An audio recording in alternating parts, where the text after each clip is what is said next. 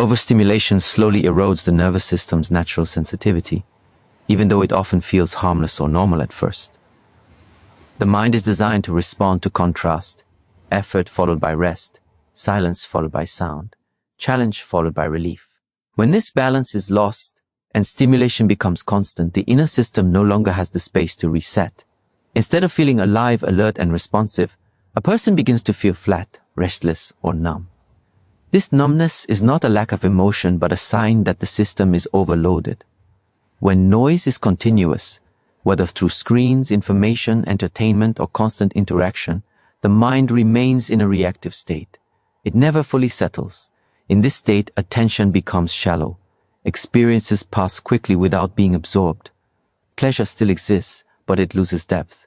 What once felt exciting now feels ordinary because the nervous system has adapted to high levels of input. Just as loud sounds eventually stop feeling loud, constant stimulation raises the threshold for feeling anything at all. This is why people often chase stronger experiences over time, more content, faster stimulation, higher intensity. Yet the satisfaction gained from each increase becomes shorter and weaker. The system is not becoming fulfilled, it is becoming desensitized. The mind starts confusing intensity with meaning. But intensity only excites briefly, while meaning requires presence and reflection. Without moments of quiet, the mind cannot process experiences deeply enough for them to feel significant. Overstimulation also weakens the ability to stay with one thing. Focus becomes fragmented. The mind jumps from one input to another, seeking novelty instead of depth. As a result, even meaningful activities feel dull because the attention required to engage with them fully is no longer available.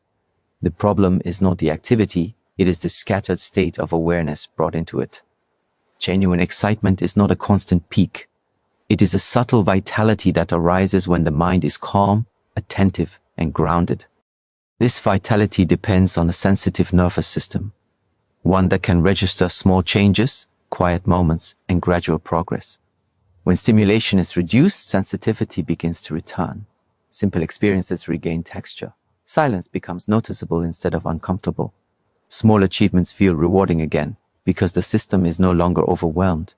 The loss of excitement many people feel today is often a biological and psychological response to excess, not a personal failure or lack of purpose.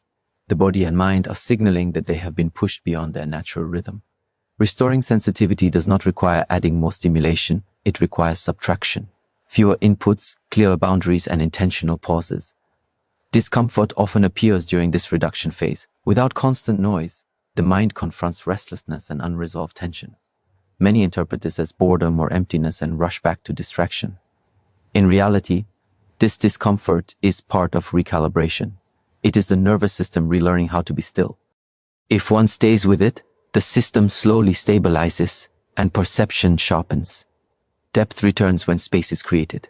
Meaning returns when attention is no longer divided. Excitement returns not as a rush, but as a quiet sense of engagement with life. By protecting silence, limiting unnecessary stimulation, and allowing the nervous system to recover, a person regains the ability to feel fully again. What changes is not the world, but the sensitivity with which it is experienced. Meaning is often mistaken for pleasure. Many believe that if something feels good, exciting, or emotionally uplifting, it must be meaningful.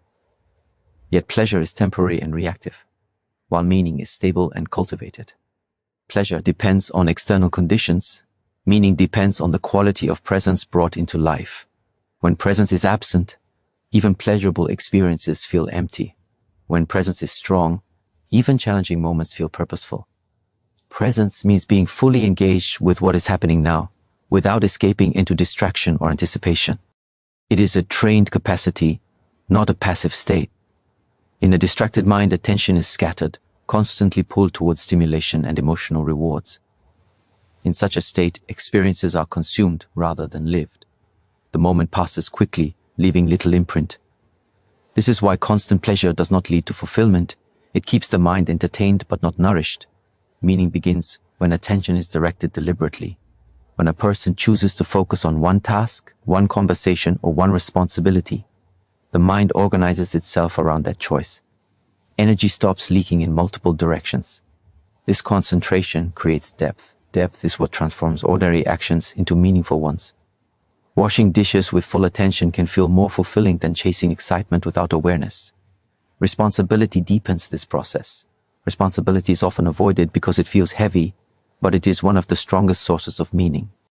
When a person takes responsibility for their actions, words, and inner state, they move from passive consumption to active participation in life. Meaning does not come from what happens to you, it comes from how you respond. Responsibility gives weight, action. It signals to the mind that what is being done matters. Effort is another element people misunderstand. Effort is often seen as something to minimize, yet effort is what gives structure to growth. Without effort, the mind becomes restless and weak. With consistent effort, the mind gains clarity and stability. Effort creates friction, and friction refines awareness. This refinement allows a person to sense progress, direction, and contribution, all essential ingredients of meaning. Chasing emotions works in the opposite direction. Emotional highs rise quickly and fall just as fast.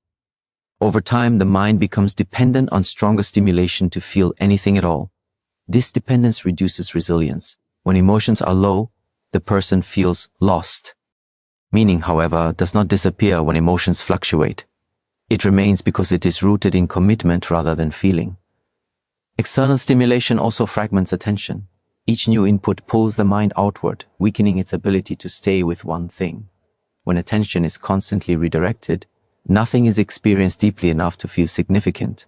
Meaning requires time and continuity. It grows slowly through repetition, consistency, and presence. It cannot be rushed or consumed. Presence also transforms difficulty. When challenges are met with awareness instead of resistance, they become opportunities for growth. Struggle gains context, pain gains direction.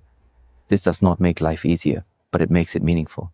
A life without difficulty may feel comfortable, but comfort alone does not satisfy the deeper need for purpose.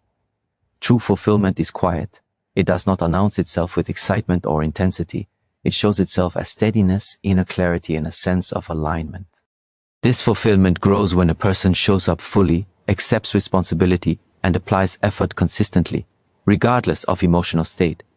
Meaning is not something to be found in the future or extracted from experiences. It is generated in the present moment through conscious engagement. When attention is trained, responsibility is accepted, and effort is sustained, life begins to feel full again, not because it is pleasurable, but because it is lived with depth. Stillness is often misunderstood as emptiness or inactivity, but in reality, it is a state of deep organization within the mind.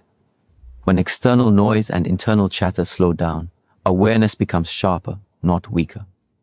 This sharpness is what restores aliveness. A restless mind constantly seeks stimulation because it has lost contact with its own energy. Stillness reconnects a person with that energy by removing what drains it.